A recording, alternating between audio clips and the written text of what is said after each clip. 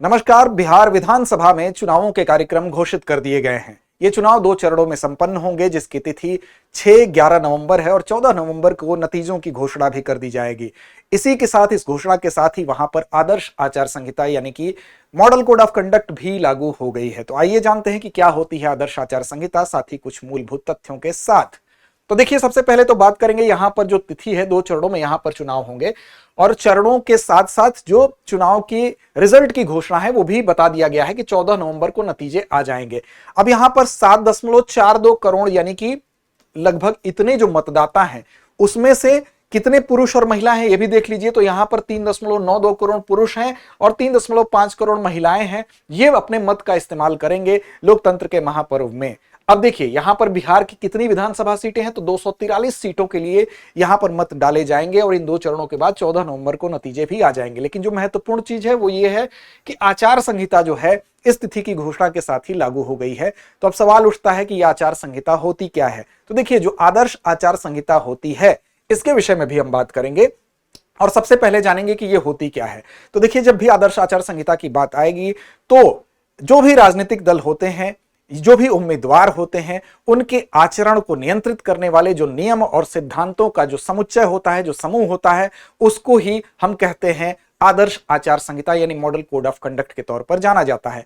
इसको एक संवैधानिक नैतिक प्रहरी भी कहा जाता है, जो कि चुनावों को निष्पक्ष और पारदर्शी और समान बनाकर इस चुनाव को हम कह सकते हैं कि विश्वस्त व्यवस्था के तौर पर स्थापित करता है। अब सभी राजनीतिक दल जो होते हैं उनकी सहमति से ही इसको तैयार किया गया है और इसकी हम कह सकते हैं इसका जो अनुपालन होता है, इसका जो पालन करना होता है वो अनिवार्य बनाया गया है। अब यहां पर संविधान का जो अनुच्छेद होता है वो 324 जिसमें कि ये व्यवस्था की गई है, 324 के अंतर्गत ही इसके पालन की निगरानी किसके द्वारा किया जाता है, तो इलेक्शन कमीशन ऑफ इंडिया के द्वारा इसके पालन की निगरानी भी की जाती है। ये भी आपको याद रखना है।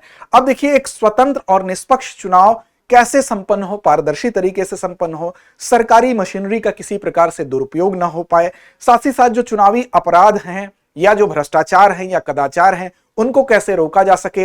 इसके अलावा जो सत्तारूढ़ दल है यानी कि जो सत्ता पर पहले से काबिज है वो अपने पद का कहीं ऐसा ना हो कि अनुचित तरीके से लाभ उठाने की कोशिश करे। इन सारी चीजों को रोकने के लिए जो मॉडल कोड ऑफ कंडक्ट है इसका पालन इलेक्शन कमीशन ऑफ इंडिया के द्वारा करवाया जाता है। अब देखिए, इसके इतिहास की भी बात करेंगे तो जो सभी दल होते हैं, उम्मीदवार होते हैं, उनको समान अवसर देना इसका उद्देश्य तो होता ही है। इसकी शुरुआत कब हुई, तो 1960 में अगर आप देखेंगे, 1960 में सबसे पहले केरल से इसकी शुरुआत होती है। वहां पर प्रायोगिक तौर पर इसको हम कह सकते हैं इनिशियल स्टेज में विधानसभा जो चुनाव हुए केरल के वहां पर लाया गया। फिर उसके बाद 1962 में 1962 में क्या हुआ कि चुनाव आयोग ने सभी राजनीतिक दलों को इसको भेजा और सामान्य रूप से इसका पालन किया गया। फिर 1962 से लेकर 1991 तक का जो दौर था वहां पर लगातार आप देखेंगे जो बाहुबल था, धन बल था, उसको रोकने के लिए, क्योंकि इसका प्रयोग होता था तो उसको रोकने के लिए संहिता को लगातार संशोधित किया गया, मॉडिफाई किया गया और ज्यादा लगातार मजबूत बनाने की दिशा में प्रयास किया गया।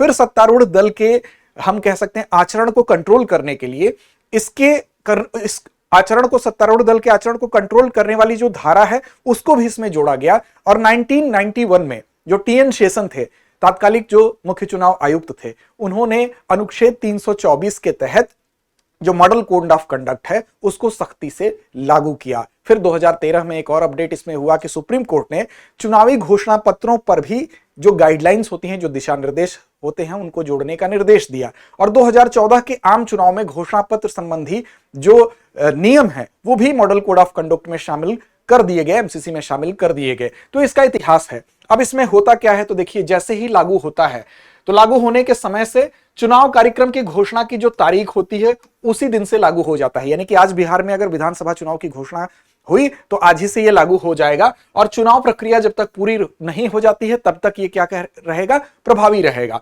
लोकसभा चुनाव की अगर बात करें तो उसमें पूरे देश में यह लागू हो जाता है। विधानसभा चुनाव की बात करेंगे तो जिस राज्य में घोषणा होती है वहां पर लागू होगा और उपचुनाव की अगर बात करेंगे तो केवल जिस संबंधित क्षेत्र में उपचुनाव होते हैं वहां पर लागू होगा।